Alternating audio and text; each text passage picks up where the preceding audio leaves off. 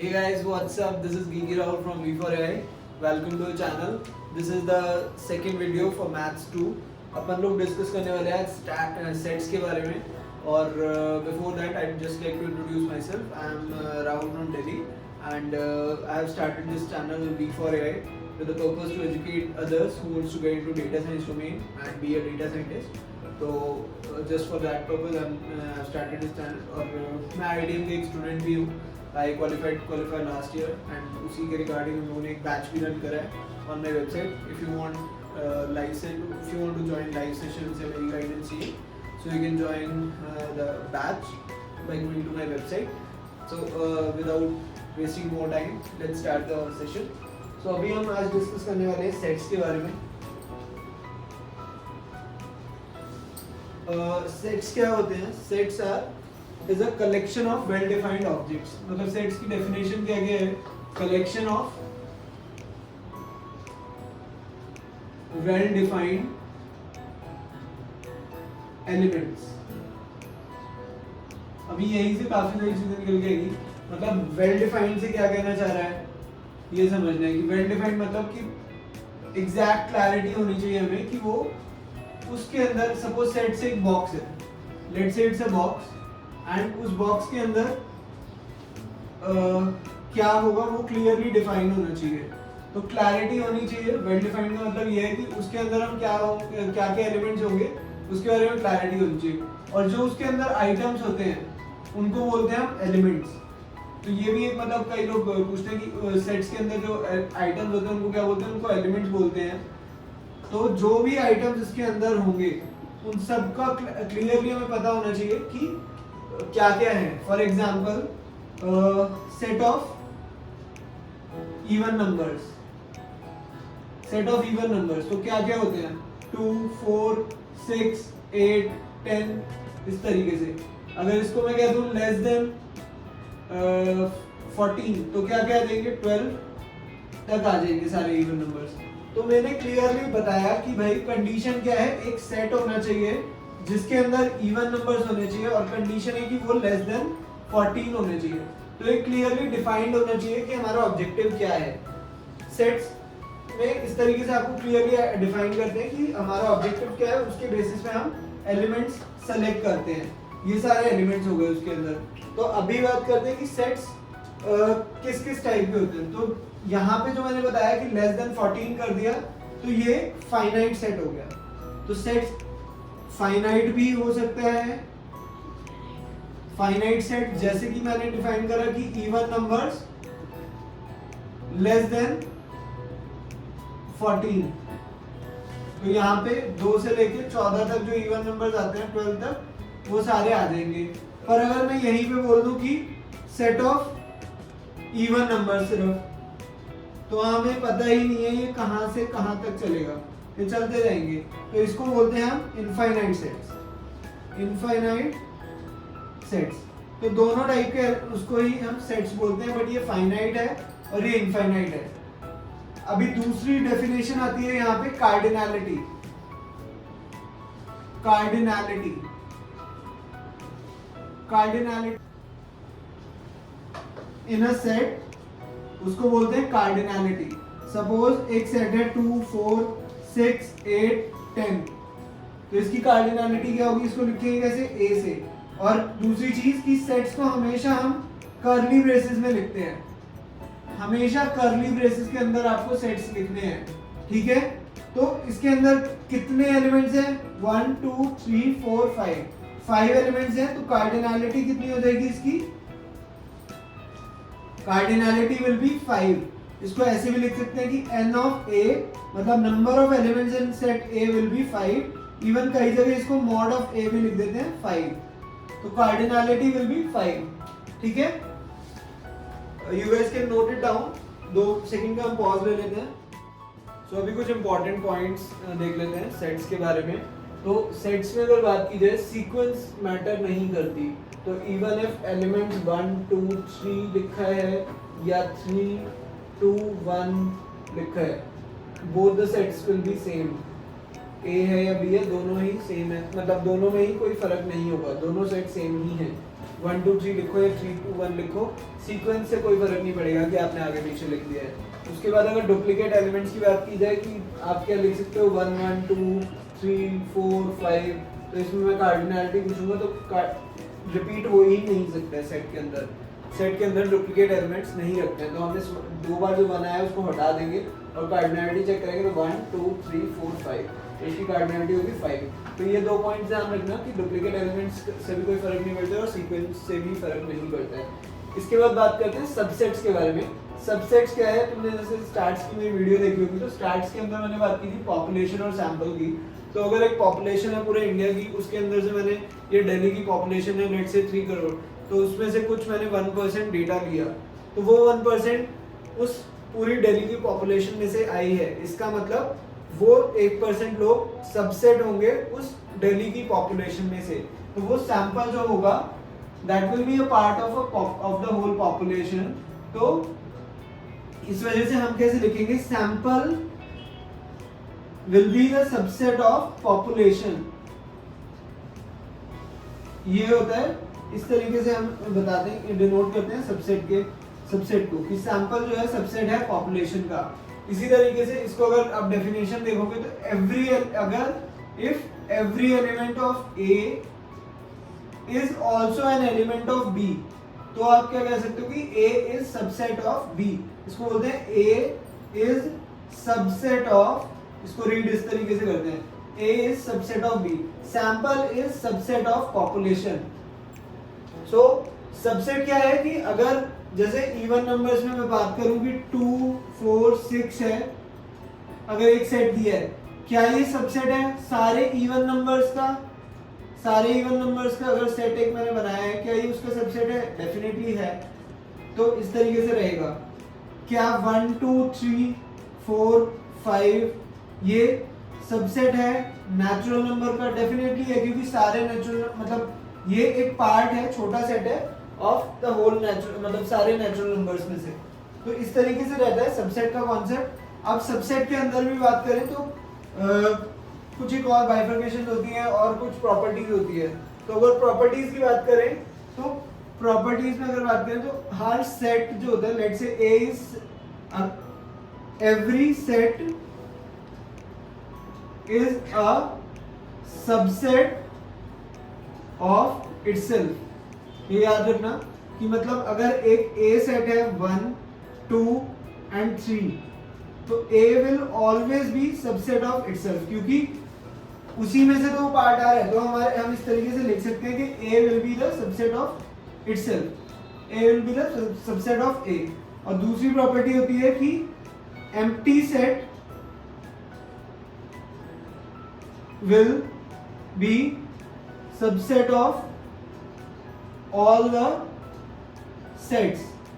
अब empty set क्या है, ये एक नया टर्म आ गया हमारे पास। एम्प्टी सेट क्या होता है, एक वो set set with no elements, जिसमें कोई भी एलिमेंट नहीं है, उसे बोलते हैं एम्प्टी सेट। इसको डिनोट कैसे करते हैं, curly braces with no element, कोई भी एलिमेंट नहीं है, या आप कर सकते हो फाई से, इसको बोलते हैं फाई। फाई से भी आप डिनोट कर सकते हो, या एक मतलब कर्ली ब्रेसेस के बीच में कोई भी एलिमेंट नहीं रखते तो उसको बोलते हैं एम्प्टी सेट, क्योंकि इसके अंदर कोई भी एलिमेंट नहीं होता है। A set with no element will be called as an empty set. तो empty set will be a subset of all the sets. तो अगर A सेट यहाँ पे था, क्या ये जो empty set है सबसेट होगा 1 2 3 का? डेफिनेटली होगा। तो as per the properties आप कहोगे कि ये empty set हमेशा हर सेट का सबसेट होता है। So you should remember these two properties, this one and this one, ठीक है। अब नेक्स्ट पर सबसेट की बात करते हैं। सबसेट्स में भी एक प्रॉपर सबसेट भी होता है, जैसे आपने लिखा होगा कि x is subset of y है, या a is subset of b था। तो a is subset of b की बात करें तो ये सबसेट मतलब दिस इज सबसेट का सिंबल, और ये जो है ये इक्वल टू वाला होता है। तो हम ये क्यों लिखते हैं, इसको बोलते हैं सबसेट। बट अगर एक और भी कई जगह देखोगे तो बुक्स में होता है a is proper subset of b। अब इसमें और इसमें डिफरेंस क्या है, ये जो है इसमें इक्वल टू भी लगा है, इसमें नहीं है। तो इस केस में वी आर नॉट अवेयर कि भाई क्या वो जो पेरेंट है, जिसे पॉपुलेशन बोल रहा हूं मैं, पॉपुलेशन से सैंपल लिया था मैंने, ये इसको मैं पेरेंट बोलूं और ये चाइल्ड बोलूं, तो पेरेंट हो सकता है कि सारा सैंपल मतलब 100% ऑफ द सैंपल जो होगा, अगर मैं पूरा कंसीडर करूं तो सारे एलिमेंट्स इस पॉपुलेशन में हो सकते हैं। अगर मैं पूरी दिल्ली की पॉपुलेशन को ही सैंपल ले लूं, 3 करोड़ के 3 करोड़ लोग और पॉपुलेशन भी सेम है, तो उस केस में जो एलिमेंट्स इस सैंपल में होंगे वही एलिमेंट्स इस पॉपुलेशन में होंगे। फॉर एग्जांपल अगर एक सेट है 1 2 3 4 5, ठीक है, एक सेट हो गया ये, और दूसरा सेट मैंने बोला कि बी है जो कि है 1 2 3 4 5, तो क्या ए इक्वल है बी के? यस। क्या ए जो है वो सबसेट है बी का? ये भी सही है, क्योंकि ये इक्वल भी है और सबसेट भी है। पर अगर मुझे पता है कि भाई ए में एलिमेंट्स हैं 1 2 3 और बी में जो एलिमेंट्स है वो है 1 2 3 4 5, तो पेरेंट के अंदर वो सारे एलिमेंट्स नहीं है जो कि पेरेंट के अंदर इक्वल नहीं है, मतलब पेरेंट और सैंपल के अंदर वो सारे एलिमेंट्स नहीं है जो कि पेरेंट के अंदर है, तो ए जो है वो सबसेट है ए का, बट इक्वल नहीं हो सकता। तो इस केस में इसको बोलते हैं प्रॉपर सबसेट। मतलब वो subset which is not equal to the parent set, वो सबसेट जो कि नहीं है इक्वल पेरेंट सेट के, उसको बोलते हैं प्रॉपर सबसेट। आई थिंक इस एग्जांपल से क्लियर हो गया होगा। तो इस पे क्वेश्चंस कभी-कभी आ जाते हैं कि प्रॉपर सबसेट कौन सा है या सबसेट कौन सा है, और उसमें मेनली कंफ्यूजन ये होता है कि इस सिंबल का, कि भाई ये कैसे समझ आएगा कि ये इक्वल टू वाले का क्या है और विदाउट मतलब बिना इक्वल टू के जो है उसमें क्या मतलब है। तो this is how it work. So यार आगे का बढ़ते हैं। आगे इक्वल सेट, इक्विवेलेंट सेट और यूनिवर्सल सेट। तो जैसे एम्प्टी सेट पढ़ा था वैसे ये 3 और टाइप के सेट्स होते हैं। तो इक्वल सेट्स का क्या होता है, मतलब इक्वल सेट में अगर जब एलिमेंट्स जो है मैंने elements of set A match element of B, मतलब कि अगर एक सेट ए है, ठीक है, ए में हो गया 1 2 3, अब बी सेट है, बहुत कॉमन सेंस वाला पॉइंट है, ठीक है, बी में भी 1 2 3 है, अगर दोनों में एग्जैक्टली सेम एलिमेंट्स है, एग्जैक्टली नंबर ऑफ एलिमेंट्स भी सेम है, भाई एक में अगर गाड़ियों का सेट है उसमें टोयोटा, मारुति और टाटा की गाड़ी है, और दूसरे में भी तीनों ऐसी सेम है, तो उस केस में दोनों सेट्स सेम होंगे और उनको बोलते हैं हम इक्वल सेट। उस केस में क्या बोलते हैं, इक्वल सेट्स, ठीक है, देन दो सेट्स विल बी इक्वल। और अगर यहाँ पे टर्मिनोलॉजी देखें तो इक्विवेलेंट सेट क्या होता है, इक्विवेलेंट सेट सुनने में ये होता है कंफ्यूजन हो जाता है इक्वल और इक्विवेलेंट में। तो इक्विवेलेंट सेट क्या होता है, जब cardinality of the sets will be same, सिर्फ कार्डिनैलिटी सेम होती है, एलिमेंट सेम हो नहीं हो डजंट मैटर। फॉर एग्जांपल अगर ए में जो है, ए में ए बी सी डी है और बी में है 1 2 3 4, so we are just concerned about the cardinality of A will be 4, n of A will be 4, n of B will be 4, so दोनों का जो कार्डिनैलिटी है वो सेम है, इस वजह से उनको बोलते हैं इक्विवेलेंट सेट्स, ठीक है। अभी बात हुई यूनिवर्सल सेट। यूनिवर्सल सेट मतलब सारे एलिमेंट्स ऑफ द जो भी हम क्वेश्चन सॉल्व कर रहे हैं उसका, जैसे सैंपल स्पेस जिसमें बोलते हैं, प्रोबेबिलिटी में अगर बात करें तो हम सैंपल स्पेस पूरा बोलते हैं, तो उसी को हम यूनिवर्सल सेट बोलते हैं। Set with all the elements as per the question. की क्वेश्चन में सपोज नेचुरल नंबर्स के बारे में बात कर रहे हैं, तो अगर सिर्फ उसने बोला है कि set of all natural numbers, तो यूनिवर्सल सेट क्या होगा कि सारे नेचुरल नंबर 0 1 2 3 4 से लेके इंफिनिटी तक जो भी होगा वो पूरा आ जाएगा यूनिवर्सल सेट में। तो बस इसी तरीके से होता है। इक्विवेलेंट और इक्वल सेट्स में लोगों को कंफ्यूजन होता है, तो इसका ध्यान रखना। और यूनिवर्सल सेट का कॉन्सेप्ट आगे प्रोबेबिलिटी में भी यूज होता है और जो सेट के क्वेश्चंस करते हैं उसमें होता है। बाकी अभी कुछ क्वेश्चंस कर लेते हैं, एक्टिविटी क्वेश्चंस जो तुम्हारे आईटीएम के कोर्स में है। So just write down those questions. So guys अगला एक क्वेश्चन कर लेते हैं। Set of natural numbers that are multiple of 3 and 5। तो इसमें सेट बताने की क्या बनेगा, 3 या 5 में से। और का मतलब ध्यान रखना है, और एंड में ही थोड़ा सा क्वेश्चन बनाए थे लोग, और है या एंड है, तो 3 और 5 है, तो क्या क्या हो जाएंगे। पहले एक सेट बना के देखते हैं। कि मल्टीपल ऑफ 3 क्या क्या होते हैं, 3, 6, 9, 12 इस तरीके से चलेगा, ठीक है। और 5 के मल्टीपल क्या होते हैं, 5 के मल्टीपल होते हैं 5, 10, 15, 20 है ना। 3 का मल्टीपल 3 की टेबल अलग कर दो, 3, 6, 9, 12 इस तरीके से। 5 के मल्टीपल होंगे 5, 2, 5 1 5, 5 2 10, 5 3 15, 5 4 20 इस तरीके से 5 के मल्टीपल्स आ गए। अभी कह रहा है 3 और 12, तो और के केस में क्या होगा कि दोनों को वो करना है कंसीडर। तो हम क्या करेंगे, सबसे पहले 3 डालेंगे, देन 5 करेंगे, फिर 6 आ जाएगा, फिर क्या आएगा 9, 10 इस तरीके से एंटर कर सकते हैं इसमें वैल्यूज जो है 12, 15 ये सारे एलिमेंट्स आ जाएंगे। तो आपके अगर कोई ऑप्शन है इस टाइप का कि कौन कौन से मतलब अगर कोई ऑप्शन में ऐसे दिया हुआ है तो आप वो सेलेक्ट कर सकते हो। अब एक होता है सेट बिल्डर फॉर्म, स्कूल में भी ये चीज होगा टॉपिक, सेट बिल्डर फॉर्म बोलते हैं।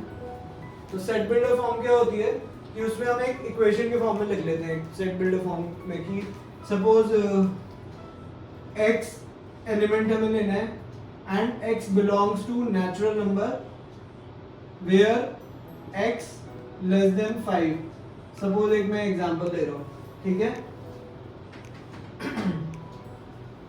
तो x हमें एलिमेंट लेना है फ्रॉम नेचुरल नंबर, ये पूरा सैंपल हो गया एक तरीके से, ठीक है।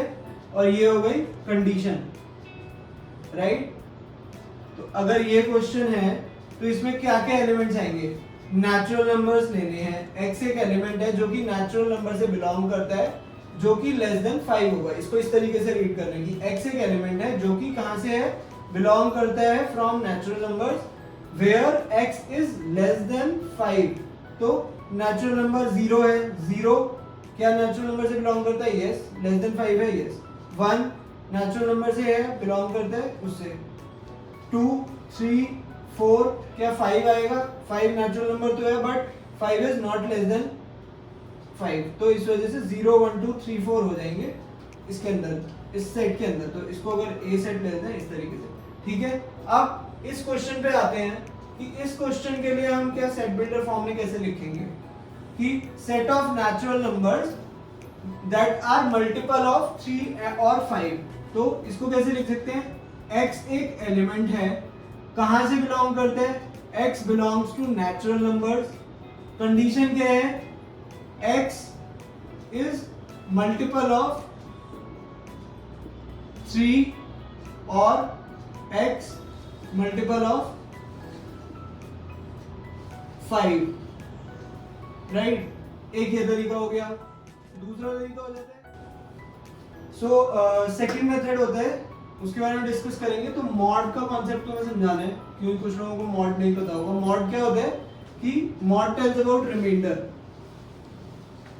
रिमाइंडर।